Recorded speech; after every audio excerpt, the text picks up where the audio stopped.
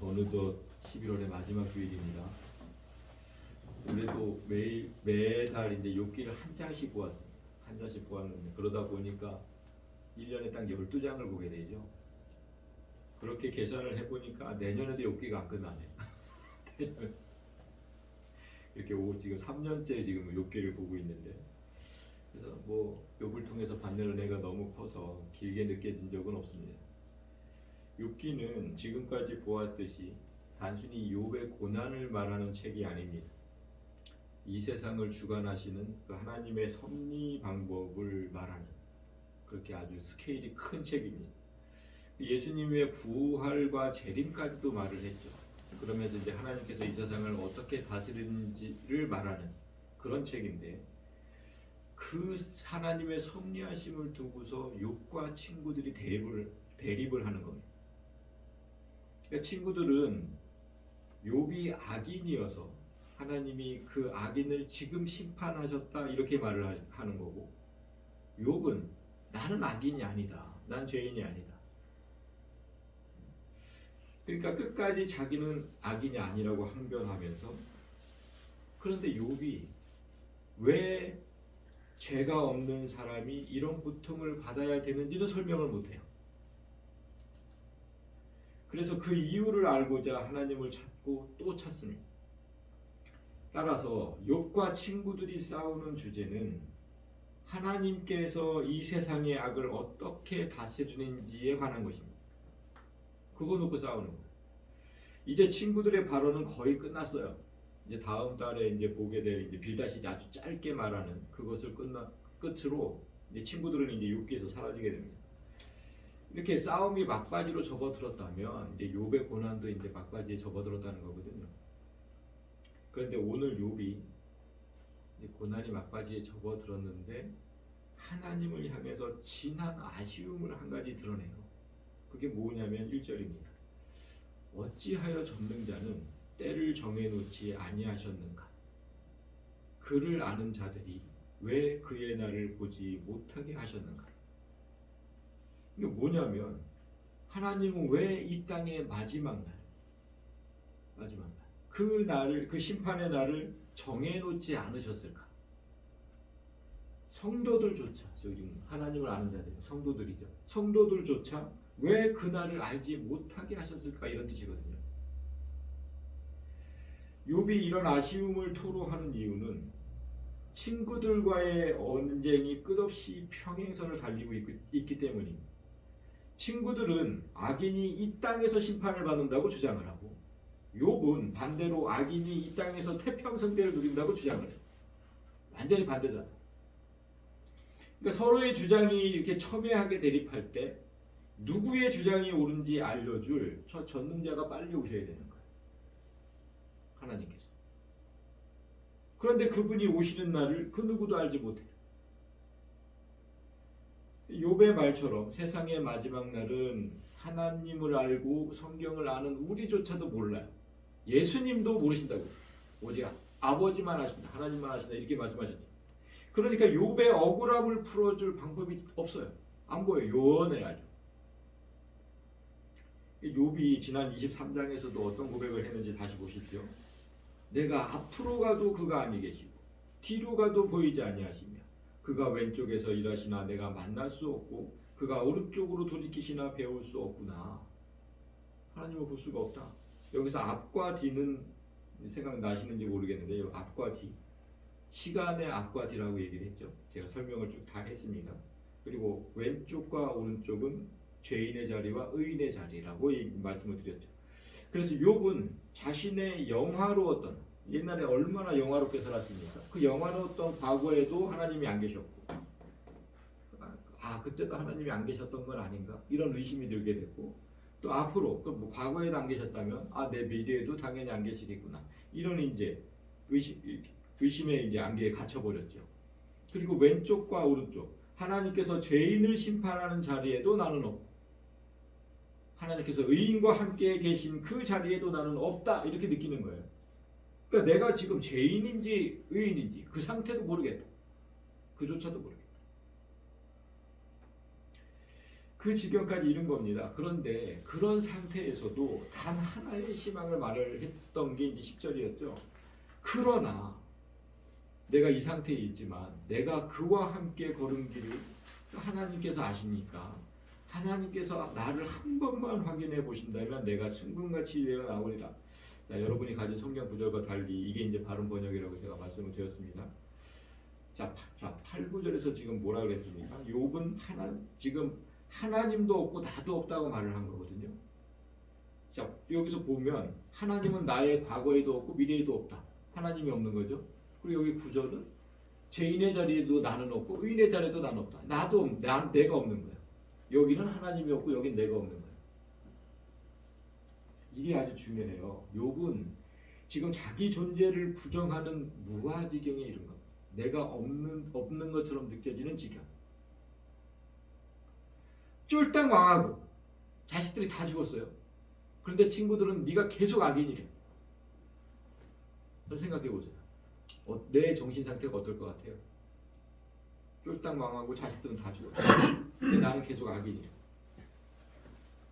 그러면 내 자아는 철저하게 부서져요. 하나님이 나를 치셨고 친구들도 나를 치고 내 자아는 철저하게 부서져요. 그 밑바닥까지 이르러 내 자존감. 그런 사람은 세상에 내가 없는 것처럼 느끼는 거예요. 그렇다면 내가 없으면 당연히 하나님도 없는 거죠. 그런데 만약에 하나님께서 한 번만 나를 확인해 보신다면 내 삶을 너무나 잘 아시는 그분께서 나를 확인 한 번만 해주신다면 산산이 부서졌던 내 자아가 순금처럼 되어서 모든 사람이 볼 수 있을 것이다. 이런 지금 희망인 거잖아요. 근데 하나님이 오실 날을 아무도 모른다는 거예요. 아무도 모른다. 그게 답답한 거예요.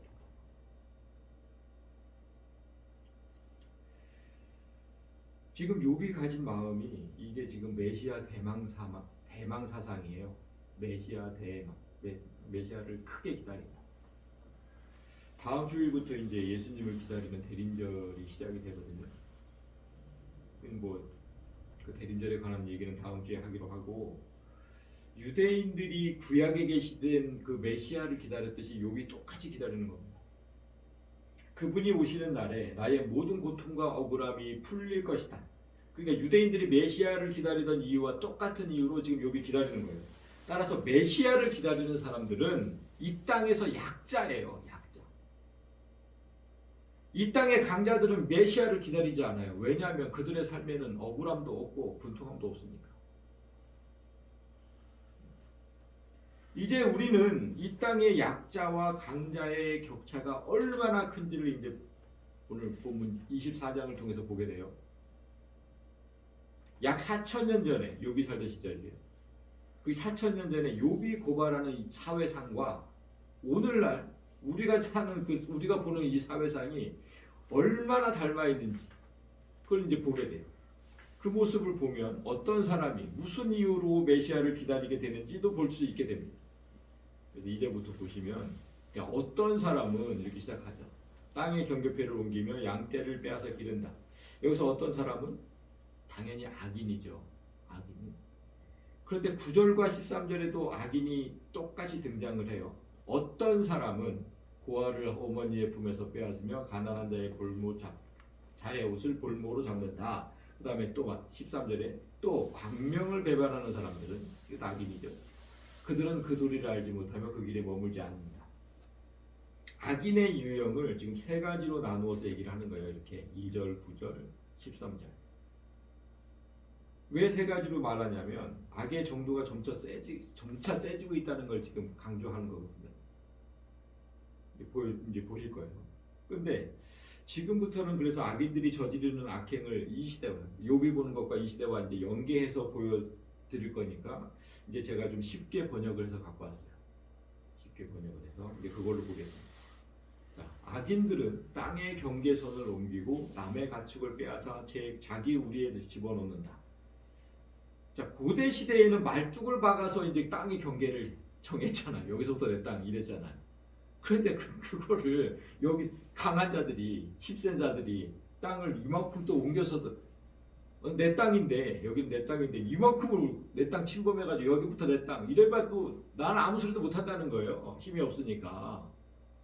지금 그 얘기를 하는 것이고 양을 남의 가축 양을 여러분 양의 보셨죠? 양의 겉모습이 다 거기서 거기지. 다 거기서 거기. 아니 부자가 이게 부자의 양과 내 양이 이제 섞여서 풀밭에서 풀을 뜯고 있는데 부자가 이제 자기 무리에 집어넣으면서 내 양이 100마리였는데 3마리가 비네? 그래서 내 양을 가져가는 거예요.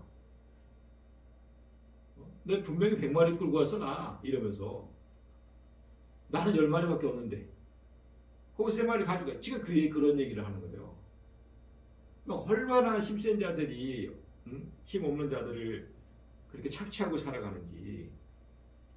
그리고 고아의 나귀를 강제로 끌어가고 과부가 빚을 갚을 때까지 과부의 소를 끌어간다.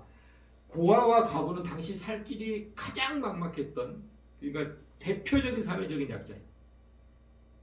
그러니까 부모를 일찍 여의고 유산으로 받은 나귀가 전 재산이었는데 그런 고아가 있었는데 그 나귀를 끌고 가면 어떻게 돼요? 그 고아는 그 사람의 노예로 가야 돼요. 살 방법이 없으니까 종으로 가야 돼요. 그리고 또 소가 있어야 과부가 빚을 졌어. 그럼 소가 있어야 농사를 져서 빚을 갚을 거 아니에요. 근데 그 소를 끌고 간대. 그럼 빚을 갚을 방법이 없죠. 똑같이 노예로 가는 거예요. 그 말을 하는 겁니다. 오늘날 어떻습니까? 사회상이 이자만 연 몇백 프로 되는 고리대금업자들이 서민들을 울리고 있다는 뉴스가 가끔 나오잖아요. 뭐 뉴스만 가끔 나올 뿐이지 자주 있는 일이죠. 그 사람들을 비롯해서 일반 금융업도 똑같아요. 금리가 얼마나 높습니까? 근데 빚을 갚지 못하면 어떡합니까? 그 사람이 가진 최소한의 것도 다 압류해서 가져가잖아요. 똑같은 거죠. 다 압류해서 가져가요. 그러면 뭐 그 빚을 갚을 때까지 그 노예가 돼야 돼요. 그 빚 갚는데 그냥 그걸로만 살아야 되는 거니까. 오늘날 사회상과 별반 다르지 않아요. 4절도 보면 가난한 사람들이 권리를 빼앗기는가 하면 흙에 사는 가련한 사람들이 학대를 견디다 못해 도망가서 숨기도 한다. 가난한 사람들은 일반적으로 학력이 낮아요. 그래서 자신이 가진 마땅한 권리를 몰라요. 내가 무슨 권리를 가졌는지 몰라요 그냥. 그래서 평생 농사만 짓던 사람들이 무슨 법을 알겠습니까? 그 대표적인 예가 그 보험약관 같은 거예요. 보험약관 보면 글씨가 요만해요. 할아버지 할머니들은 보이지도 않아요 그거. 근데 보험은 많이 들어놓으셨거든. 아무도 몰라 내가 무슨 권리를 가졌는지. 그래서 마땅히 가진 권리를 잘 몰라서 오히려 손해를 보고. 보증보험 같은 경우는요 여러분 잘못하면 내 집 월급 다 뺏깁니다. 나 모르고 그냥 도장 찍었는데 그 짓을 하는 거예요. 그 반대급부로 기업들이 이윤을 챙기는 거예요. 똑같아요. 똑같아. 요배 시대나 우리나 가난한 사람들은 들나귀처럼 메마른 곳으로 가서 일거리를 찾고 먹거리를 얻으려고 하지만 어린아이들에게 먹일 것을 찾을 곳은 빈들뿐이다. 삶의 터전을 빼앗긴 사람들이 갈 곳은 풀 한 폭이 나지 않는 광야밖에 없다. 땅을 빼앗겼으니까 이제 광야로 가서 땅을 일구든가. 응? 그런데 거기서 지금 무엇을 얻을 수 있겠어요? 비 한 방울 나지 않는데. 그 오늘날 평생 다니던 직장에서 정리해고라는 명목으로 쫓겨나는 사람들이 정말 많아. 어저께 뉴스에도 보니까 무슨 방송국에서 정리해고 한다고 또 뉴스에. 그러니까 통계를 보니까 그렇게 정리해고된 사람들이 뭘 제일 많이 하냐면 식당이나 카페를 개업을한대요. 할 수 있는 게 그거밖에 없는 거예요. 그런데 경험이 없잖아요. 그러니까 또 투자한 돈들을 다 잃게 돼요. 그런 사람들이 갈 곳이 어디냐면 이거예요. 가을 거지가 끝난 남의 밭에서 이삭이나 줍고 악한 자의 포도밭에서 남의 것이나 긁어먹는다. 오늘날로 말하면 가진 자들 밑에 가서 헐값에 노동을 제공한다는 거예요. 이제 나이도 먹고 어디 취직도 안 되죠. 투자한 돈은 다 잃고 완전 헐값에 노동을 제공하는 거. 그런 일밖에 없어요. 그렇게 모은 먹거리가 얼마나 되겠습니까? 그렇게 번 돈으로 가족을 먹일 정도가 되겠냐고요. 턱없이 부족하죠. 그러면 그들의 형편은 뻔하다는 거예요. 잠자리에서도 덮을 것이 없으며 추위를 막아줄 이불 조각 하나도 없다. 산에서 쏟아지는 소낙비에 젖어도 비를 피할 곳이라고는 바위 밑밖에 없다. 자, 살 집도 없죠. 비를 피할 곳, 살 집도 없고, 그 다음에 입을 옷도 없고, 먹을 것도 없어. 인간이 살아가는데 꼭 필요한 의식주가 아무것도 없는 거예요. 어떻게 살라는 거죠? 이게 이 세상의 현실이라는 거예요. 가난한 자들은 항상 이렇게 살 수밖에 없는. 그런데 하나님은 이런 불공평한 세상을 왜 보고만 계실까? 이런 거예요, 지금.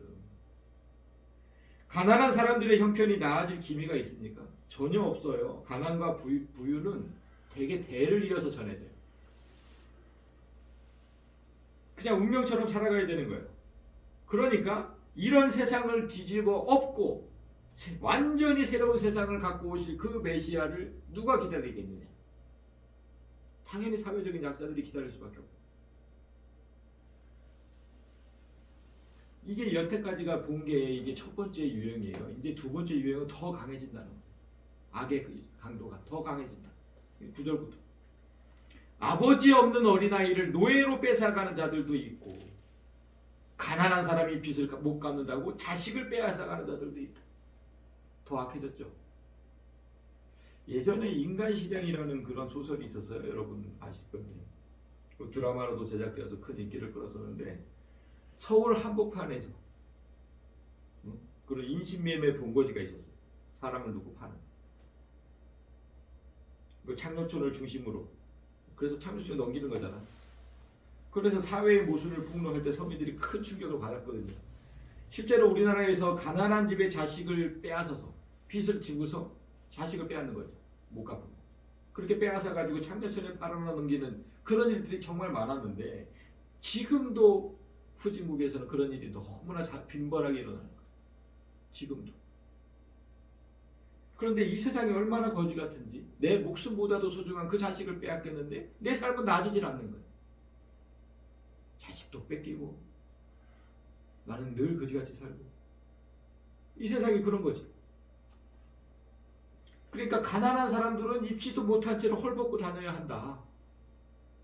곡식단을 지고 나르지만 굶주림에 허덕여야 한다. 올리브로 기름을 짜고 포도로 포도주를 담가도 그들은 여전히 목말라 한다. 자, 하루 종일 곡식단을 날라요. 근데 내 배는 항상 배고파. 곡식단을 날르는데. 그리고 음료를 만들어도 항상 목이 마르대. 이게 오늘날로 말을 하면 어떤 거냐면, 여러분, 한우 2플러스 판다는 고깃집, 한우집, 한우 2플러스. 그 고깃집에서 하루 종일 고기를 굽는 일을 해. 근데 나는 그 한 점을 한 번도 못 먹어봤어.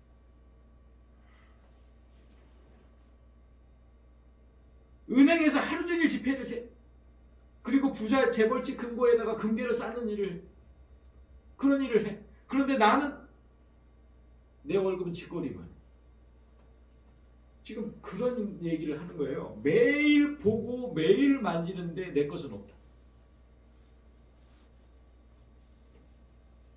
그리고 성읍 안에서 상처받은 사람들과 죽어가는 사람들의 소리를 질러도 하나님은 그들의 간구를 못 들은 채 하신다.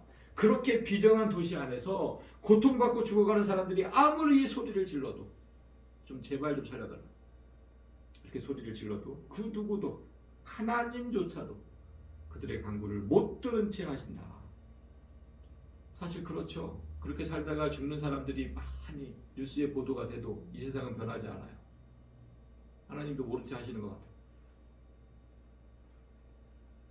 여기까지가 두 번째 유형이고, 이제 마지막 유형을 봅니다. 더 강해지겠죠. 빛을 싫어하는 사람들이 있다. 그들은 빛이 밝혀주는 것을 알지 못하며 빛이 밝혀주는 길로 가지 않는다. 여러분, 성경에서 빛이 뭐냐면 하나님을 뜻해요. 자, 9절을 볼까요? 하나님은 빛이시다. 그에게는 어둠이 조금도 없으시다. 하나님은 빛이시죠. 그래서 하나님의 자녀는 빛의 자녀라고 얘기를 해요. 자, 너희는 다 빛의 아들이요 낮의 아들이다. 우리가 밤이나 어둠에 속하지 아니했다. 마귀에 속하지 아니했다. 우리는 하나님의 아들이다. 이런 얘기예요. 그래서 하나님인 동시에 인간이신 예수님도 빛이세요. 자, 나는 세상의 빛이니 나를 따르는 자는 어둠에 다니지 아니하고 생명의 빛을 얻으리라. 자, 이렇게 빛은 하나님, 예수님, 그리고 하나님의 자녀를 뜻하는데 그 모든 존재를 다 싫어하는 사람들이 있다는 거예요. 그러니까 나는 하나님도 싫고 예수도 싫고 교회 다니는 사람 인간들도 다 싫고 그런 사람들. 빛이 밝혀주는 것, 뭐 빛이 밝혀주는 길 다 싫어. 그런 사람들이 악인의 끝판왕인 거예요. 하나님도 부정하고 하나님께서 가라는 길로 가지도 않고. 악인의 끝판왕을 어떻게 보여주는지 14절부터 봅니다. 살인하는 자는 새벽에 일어나서 가난한 사람과 궁핍한 사람을 죽이고 밤에는 도둑질을 한다. 일반적으로 살인은 밤에 일어나요, 여러분. 누가 일찍 새벽에 일어나가지고 사람을 죽입니까? 그런데 저게 무슨 뜻이에요? 악의 끝판왕은 빛이 비치기 시작하는 새벽이잖아요. 빛은 하나님이라 그랬어요. 빛이 비치기 시작하는 그 새벽이 되면 살인을 한다는 거예요. 그것도 가난하고 소외된 사람들을. 그런 사람들만 죽인다는 거예요. 그러니까 하나님을 정면으로 대적한다는 거예요. 그리고 빛이 사라진 밤에는 도둑질을 한다. 빛이 하나님을 상징한다면 아까도 얘기했지만 어둠은 마귀를 상징해요. 마귀는 하나님의 소유를 훔친 원조 도둑이에요. 따라서 마귀의 자식들이 그의 아비 마귀가 했던 도둑질을 빛이 없는 밤에 하는 건 당연한 거예요. 그런 자들이 밤이 되기를 원하는 이유가 또 나옵니다. 간음하는 자는 저물기를 바라며 밤이 되기를 바라며 사람들이 눈치채지 못할 것이라고 생각하며 얼굴을 가린다. 간음은 뭡니까? 유부녀와 정을 통하는 거잖아요. 남편이 있는 여자와. 그게 간음이에요.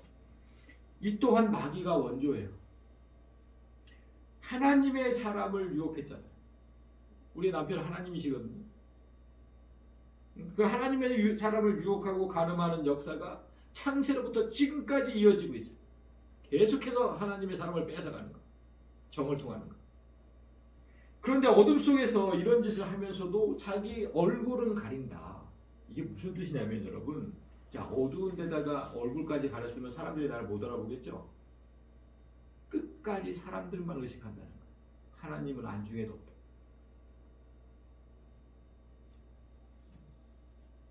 빛을 싫어하는 거야. 빛을 싫어하는 거. 그냥. 자, 그래서 16절을 보면 그들은 대낮에 자기를 위하여 집들을 표시해 두었다가 어두워지면 땅을 파서 집들을 뚫으며, 이 구절을 유심히 봐야 돼. 이게 하나님의 사람들을 어떻게 빼앗아가는지를 표현한 거예요. 그들은 빛이 밝을 때, 대낮에 그랬잖아요. 빛이 아주 밝을 때, 즉 우리가 예수 안에 거할 때는 우리를 건들지 않아요. 그때 그냥 지켜만 봐요. 그런데 그냥 지켜보는 게 아니라 어떻게 해둔대요? 표시를 해둔대요. 표시. 누구 안으로 들어가기가 쉬울까? 보는 거예요. 지금 여기 쭉 누구 안으로 들어가기가 쉬울까? 표시를 해둬. 그렇게 점 찍은 사람이 제가 좋겠다. 이렇게 점 찍은 사람이 예수 밖으로 나올 때를 기다려요. 그때가 어두울 때입니다. 어두워지면, 빛이 없을 때, 예수 밖으로 나올 때. 우리는 이 장면을 어디서 보냐면 동물의 왕국에서 자주 봐요. 동물의 왕국. 제가 이렇게 보면 사자 같은 맹수들이, 임팔라들이 막 그냥 수백 마리 수천 마리 모여 있는 그곳에 다 이렇게 엉금엉금 키워서 소리 없이 다가가. 근데 그 사자가 막 달려가지 않아요. 처음부터 지켜봐요. 와, 동물의 왕국 보면 그게 나와요. 지켜봐. 처음에 뭘 지켜보는 걸까요? 그 무리 중에서 한 마리가 떨어져 나올 때까지. 그렇게 떨어져 나오면 득달같이 달려 들어가서 덮치고 목을 물어뜯어. 항상 목을 물어뜯어. 그래야 직사하거든요. 그게 우리가 잘 아는 말씀, 베드로전서 5장 8절의 말씀이에요. 이거 근신하라, 깨어라. 너희 대적 마귀가 우는 사자같이 두루다니며 산길차를 찾는다. 이 말씀이 그런 모습을 의미한 거예요. 표현한 거예요. 이게 우리가 예수 이름으로 모인 이 공동체를 떠나는 그때, 마귀는 그때를 놓치지 않고 그 영혼을 파괴하고 물어뜯어요. 한 방에 죽여버려 그냥. 그때는 모든 게 다 끝나는 거예요. 그러니까 근신하고 깨어 있으라는 거예요. 물리지 않도록. 절대로 떠나면 안 돼요. 여기를. 그 무리에서 떠나면 안 된다고. 그 마귀들, 자 보세요. 그들은 빛을 알지 못하니 하나님을 알지 못해요. 그러니까 아침이, 하나님이 계신 그 아침이 그들에게는 사망의 그늘과 같다. 그들은 사망의 그들이 주는 두려움을 너무나 잘 안다. 우리는 사탄 마귀가 사망의 그늘을 들이운다고 생각하지만 악인들은, 이 세상의 악인들은 하나님이 사망의 그늘이라고 생각해요. 하나님. 그러니까 어둡고 습한 곳에 서식하는 해충들이 빛을 쏘이면 다 죽거든요. 그런 것처럼 악인들은 하나님을 본능적으로 싫어해요. 본능적으로 싫어해요. 따라서 우리는 빛에 거해야 돼요. 빛을 잃으면 어둡고 습한 최적의 환경을 마귀에게 제공해 주는 거예요. 여기까지 세 단계에 걸쳐서 악인들이 어떻게 활동하는지를 보았습니다. 욥은 이렇게 악하고 불의한 세상이 언제까지 유지될 것인지, 하나님은 왜 빨리 오지 않는지를 묻는 거예요. 악인들의 끝을 보고 싶은 거예요. 저들의 끝을. 그러니까 이 세상에서는 심판하시지 않는다는 걸 알고 그 끝을 보고 싶은데 언제 오실 건가? 언제? 그 말은 악인들이 마지막 날 어떻게 될지를 욥이 잘 안다는 뜻이에요. 그 끝을 보고 싶다는 거는. 그게 18절부터 마지막 절까지예요. 자, 악한 사람의 마지막이 어떻게 되는지. 악한 사람은 홍수에 떠내려간다. 자기 힘으로는 거기서 빠져나올 수가 없어요. 홍수에 떠내려간다. 그의 밭에는 하나님의 저주가 내리니 다시는 포도원에 갈 일이 없을 것이다. 그에겐 천국이 없다는 거예요. 날이 가물고 무더워지면 눈 녹은 물이 증발하는 것 같이 악인들도 그렇게 스올로 사라질 것이다. 순식간에 존재도 없이 사라질 것이다. 눈 녹은 물이 증발하는 것 같이. 그렇게 존재도 없이, 흔적도 없이 사라진다. 그래서 어떻게 되냐면, 그러면 흔적도 없이 사라지면 그를 낳은 어머니도 그를 잊고 구더기가 그를 달게 먹는다. 아무도 그를 다시 기억하지 않는다. 악은 결국 잘리나무처럼 멸망하고 말 것이다. 처참하죠. 그렇게 지옥으로 떨어지면 이래요. 누구도 기억하지 않아요. 그를. 지만 고통스러울 뿐이지. 과부를 등쳐먹고 자식 없는 여인을 학대하니 어찌 이런 일이 안 일어나겠느냐. 하나님이 그분의 능력으로 강한 사람들, 악인들을 휘어잡으시니 그가 한 번 일어나시면, 하나님이 한 번 일어나시면 악인들은 생명을 건질 길이 없다. 영원히 죽는다. 영원히. 하나님이 악한 자들에게 안정을 주셔서 그들을 지금 평안하게 하시는 것처럼 보이지만, 이 세상에 그렇게 보이는 것처럼 그렇게 보이지만 하나님은 그들의 행동을 낱낱이 살피신다. 악인들은 잠시 번영하다가 곧 사라지고, 이 세상 얼마나 짧습니까? 이제 곧 사라져요. 그렇게 풀처럼 마르고 시들며 곡식 이삭처럼 잘리는 법이다. 내가 한 말을 부인할 사람이 누구냐? 내가 한 말이 모두 진실이 아니라고 공격할 자가 누구냐? 이렇게 확신에 찬 오투로 말을 마쳐요. 이 말 다 사실이거든. 그러니까 욥의 말처럼 악인이 이런 심판을 받는 때는 예수께서 다시 오시는 이 땅의 마지막 날이에요. 지금이 아니에요. 지금 이 땅에서는 심판하시지 않으세요. 그러면 우리는 그때까지, 예수님 다시 오시는 그때까지 어떤 마음으로 살아야 될까? 욥처럼 마지막 날이 속히 오도록 기도해야 될까? 그거 아니에요, 여러분. 다시 1절을 보세요. 어찌하여 전능자는 때를 정해놓지 아니하셨는가? 그를 아는 자, 성도들도 왜 그의 날을 알지 못하게 만드셨는가?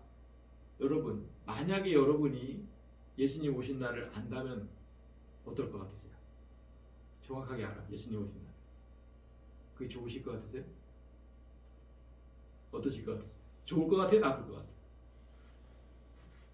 같아요? 하나님께서 그날을 알려주시지 않는 이유가 있어요. 그날을 알아서 좋을 게 하나도 없기 때문에. 우리한테 좋을 게 하나도 없어요. 왜 그러냐면, 우리가 어떻게 알 수 있냐면, 우리가 뉴스를 통해서 그걸 많이 봐왔거든요. 대표적인 게 그 다미성교회 기억하시죠? 1990년대 말에, 그러니까 90년대 말이니까 이제 한 세기가 끝나가고 있잖아요. 2000년이 다가오기 전에 한 세기가 끝나는 것을 그것을 빌미로 해가지고 시한부 종말론을 펼쳤던 그 이장님이라는 작자가 있었어요. 이장님 목사라고 하고 싶지도 않아. 이장님이라는 작자가 있었어요.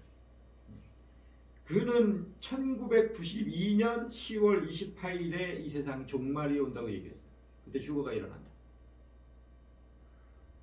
그렇게 거짓 뉴스를 퍼뜨렸는데 그 뉴스에 속은 사람이 진짜 많았어요. 너무 많았어요. 그래서 그 수많은 사람이 집도 버리고 직장도 버리고 가족도 버리고 다 이 교회에 이렇게 모여서 찬송하고 기도만 하고 살았어요. 10월 28일 째깍 그날만 오기를. 그렇게 전 재산을 다 교회에 바쳤어요. 내가 돈이 왜 필요하냐? 내가 이제 끌려 올라갈 건데. 다 이장님한테 바쳤어. 그런데 그날 휴거가 일어나지 않았어요. 어렵게 구한 직장, 사랑하는 가족 다 버렸어요. 근데 휴거가 안 일어났어요. 그러자 속았다는 사실을 안 사람들이 읽고 있던 성경책을 빡빡 찢은 그게 방송에 다 나왔어.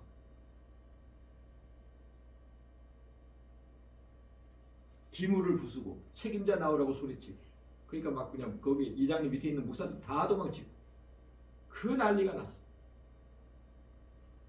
우리가 마지막 날이 언제인지 안다면 이런 일은 또 벌어집니다. 또 벌어져. 아무 일도 하지 않아요. 그때 되면. 그렇게 다 정확하게 안다면. 그때 아무 일도 하지 않는데 뭐하러 일을 해. 그냥 여기 모여서 그 시간이 오기만을 기다리는 거예요. 하나님이 그런 모습을 바라시겠느냐는 거예요. 하나님께서. 우리에게 주신 사명이 있어요. 우리는 죽을 때까지 하나님 앞에 갈 때까지 그 사명을 해야 하고 있어야 되는데 아무것도 하지 않는 그런 모습을 바라시겠느냐.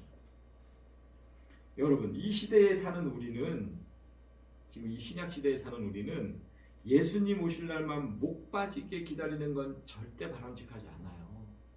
왜냐하면 이미 예수의 영이 여러분 각자에게 임하셨잖아요. 왜 그거를 잊어버려요 자꾸. 이미 임하셨잖아요. 자, 이사야서 60장에 보면 일어나라 빛을 발하라 이는 네 빛이 이르렀고 여호와의 영광이 네 위에 임하였습니다. 이렇게 말씀해요. 그러니까 빛이신 하나님께서 이미 너에게 임하셨다. 이거 오순절 성령 강림들을 예언하신 거잖아요. 이미 너에게 임하셨다. 그러니까 너는 빛을 발하라. 사명을 감수하고 살아라. 이런 거에 지금 이 말씀이잖아요. 그런데 마지막 날 오실 하나님을 목 놓아 기다려. 그거는 이미 오신 하나님은 무시한다는 거죠. 바람직하지 않아요. 그건. 악인이 판치는 세상, 악인이 잘 먹고 잘 사는 세상이 불합리하다고 불만불평할 게 아니라 그런 세상에서 고통받는 사람에게 한 줄기 빛이 되주라고 말씀하신 거예요. 너희는 그런 사람이 되어야 된다. 세상 사람은 불만불평할 수 있지만, 그러니까 욥이 말한 대로 악인의 심판은 하나님의 때에 하나님의 방법대로 하실 거니까 너는 그때까지 빛이 되줘라. 빛이. 성경이 없던 시대의 욥은 하나님께서 악인을 심판하지 않고 마지막 날까지 두시는 이유를 몰랐어요. 그렇지만 성경이 있는 우리는 정확하게 알아야 돼요. 왜 하나님께서 악인들을 그렇게 놔두시는지, 왜 심판 때까지는 그냥 놔두고 지켜만 보시는지. 자, 첫째가 뭐냐면 하나님의 버리심이에요. 그게 로마서 1장에 있어요. 하나님께서 그들 악인들을 마음의 정욕대로 그냥 행하도록 그냥 더러운 그냥 내버려 두셨대요. 내버려 두셨대요. 하나님께서 그들을 그냥 부끄러운 욕심에 그들이 어떻게 살든지 욕심을 채우면서 그냥 내버려 두셨대요. 24절, 26절, 그래 또 한 군데 28절에도 그들이 마음에 하나님 두기를 싫어하며, 아까 싫어한다 그랬잖아요. 빛을 싫어한다. 그러니까 하나님께서 그들을 그 상실한 마음대로 내버려 두셨대요. 내버려 두셨다는 말씀을 3번이나 강조를 해요. 그러니까 하나님께서 악인을 모른 채 하시는 게 아니라 이미 버리셨다는 것을 강조하는 거예요. 이미 버렸다. 악인들이 정욕대로, 욕심대로 무슨 짓이든 하도록 내버려 둔다. 그 의미는 이미 하나님의 진노를 사서 멸망이 확정되었다는 뜻입니다.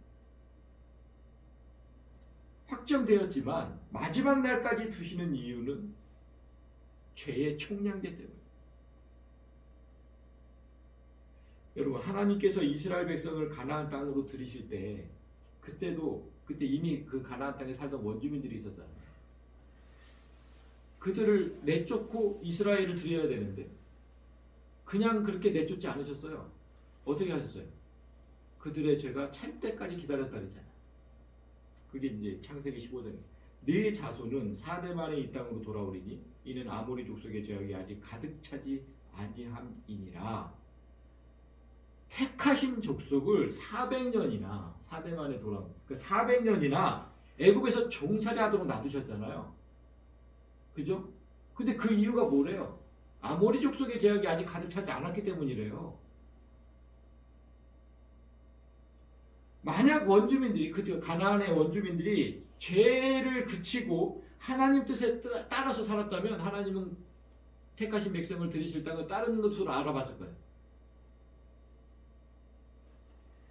그러니까 하나님은 이 땅의 모든 사람에게 참고 또 참으시는 거예요. 제가 가득 찰 때까지는 그들을 심판하지 않았어요. 참고 또 참으시는 거예요.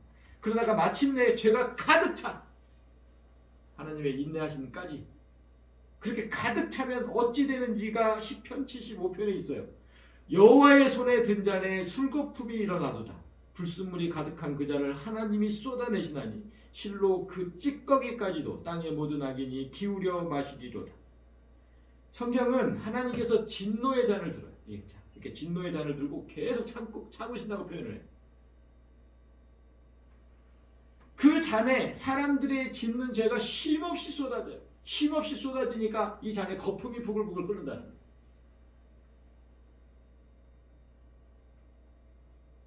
거품이 일 정도다. 얼마나 많이 쏟아지는지. 한 방울 두 방울 떨어지면 거품이 일겠습니까? 그렇게 그 잔이 가득 차면 마침내 그 잔을 쏟아내시는데 그때 그 안에 있던 죄들을, 그 쏟아진 죄들을 다 그 땅에 악인이 마실 거래요. 그래서 그들은, 악인들은 자기 안에 죄가 가득한 채로 지옥에 가는 겁니다. 그래서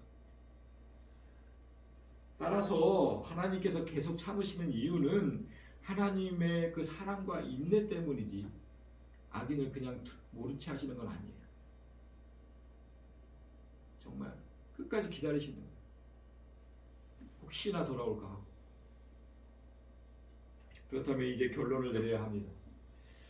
악인들은 너무나 잘 살고 이 땅에서 너무나 잘 살고 죄가 없는 우리 같은 사람은 왜 이런 고통을 겪고 살아야 되는지 욥은 그걸 잘 몰랐어요. 그런데 말씀을 갖고 있는 우리는 잘 알아야 돼요. 우리가 이 땅에서 살면서 어렵고 고통 가운데서 살아야 하는 이유는 우리 다 그렇게 살잖아요, 여러분. 힘들게 살아가잖아요. 그렇게 사는 이유가 있어요. 아까 뭐라 그랬습니까? 우리가 캄캄한 세상을 밝히는 빛이기 때문에. 일어나라, 빛을 발하라. 이는 네 빛이 이미 이르렀고, 그러니까 너는 이미 빛이다. 그리고 에베소서 5장 8절에도 너희가 전에는 어둠이었지만 이제는 주 안에서 빛이다. 빛의 자녀들처럼 행하라. 이랬어요.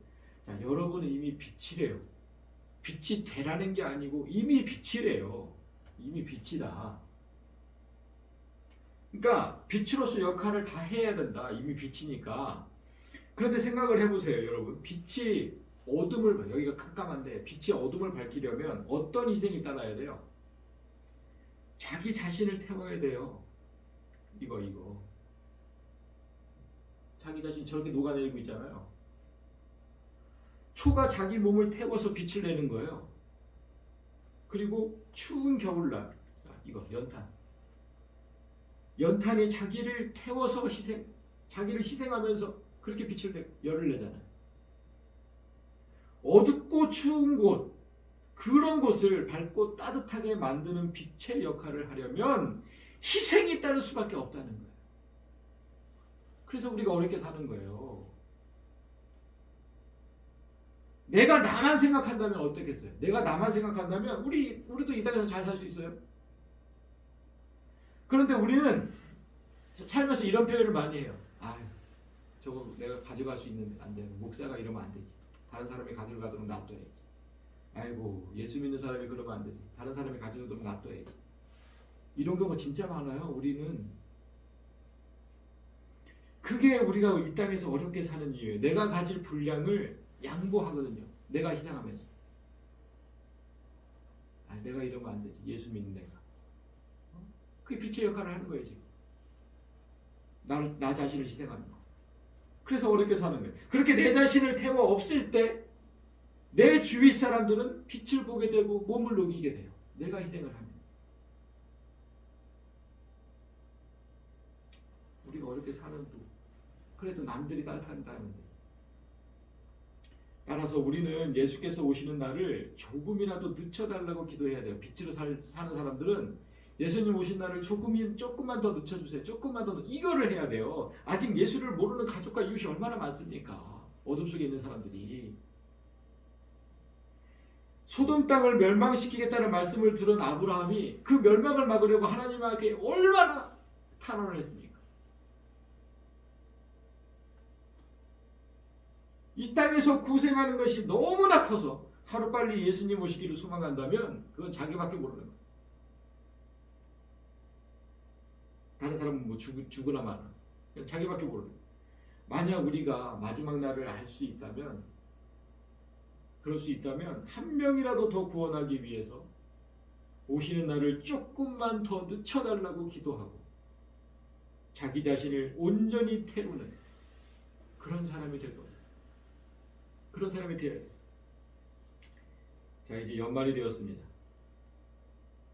이제 곳곳에 자선 낭비가 세워질 것이고 기부를 호소하는 일도 자주 보일 거예요. 그러니까 세상도 그렇게 빛이 되려고 노력을 해요. 그런데 우리는 어떤 빛이 될 것인가를 고민해봤다는 거예요.